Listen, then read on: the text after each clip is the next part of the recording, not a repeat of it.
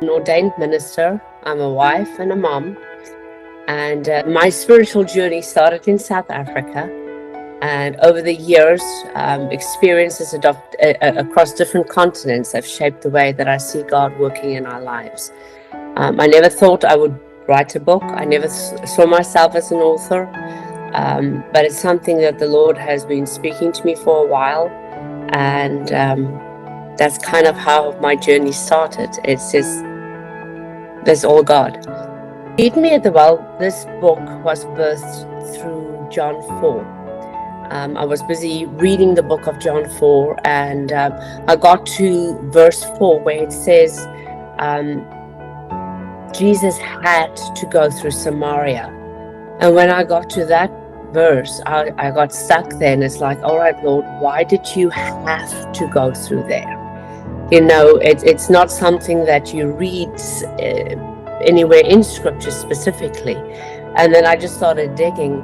And the more I started digging, I understood that Jesus had an appointed time, a divine appointment with the woman at Samaria. And the more I kept digging, the more I found out different people in scripture, like Zipporah, which is Moses' wife, Rachel, Rebecca, Joseph. All of them had divine appointments that started at a well.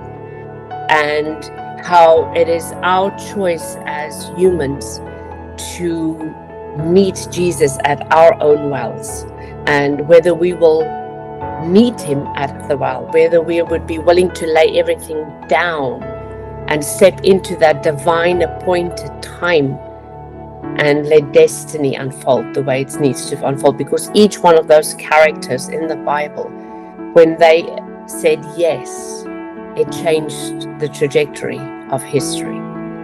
When I actually wrote this book, I was not supposed to, I didn't intend to write this book.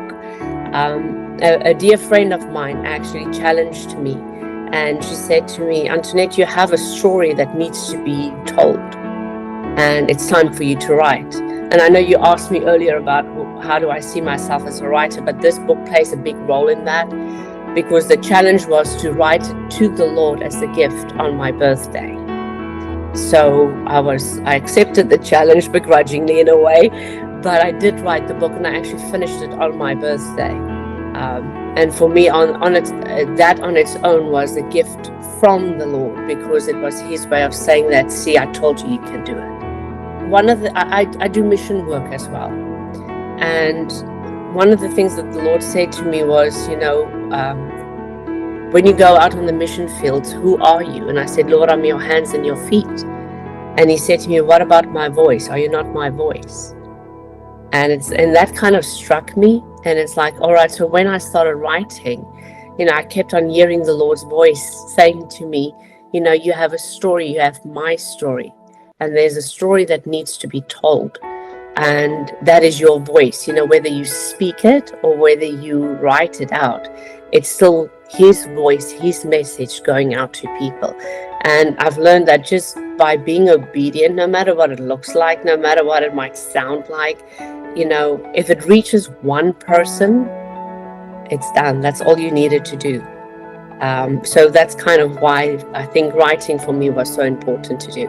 It is just for everybody to understand that God it's a reminder that God orchestrates divine appointments in our own lives. And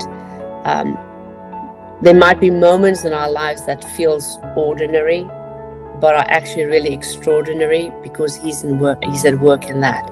And we need to recognize that God has placed these divine appointments in our lives.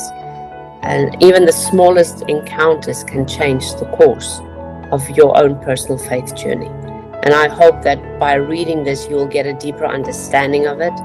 And, things in your own life that might seem insignificant to you, that you will actually realize how significant it is in the eyes of the Lord.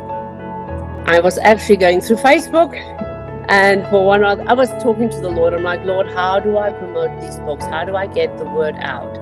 And your feed just popped up, and I was like, all right, Lord. And I was going through it, and I know there's so many things out there in the world, and it was like, oh Lord, is this the right one? Is this not the right one? What do you want me to do?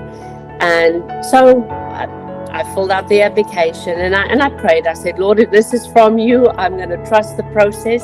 And if it's not from you, it will be shut down. And the Lord speaks through me through numbers as well. It might sound crazy to some people, but the first thing that I noticed was your zip code, and it was 111 in the middle of your zip code. And the Lord has been highlighting 111 to me over and over and over again. So for me, that was a personal confirmation that this is the route to go.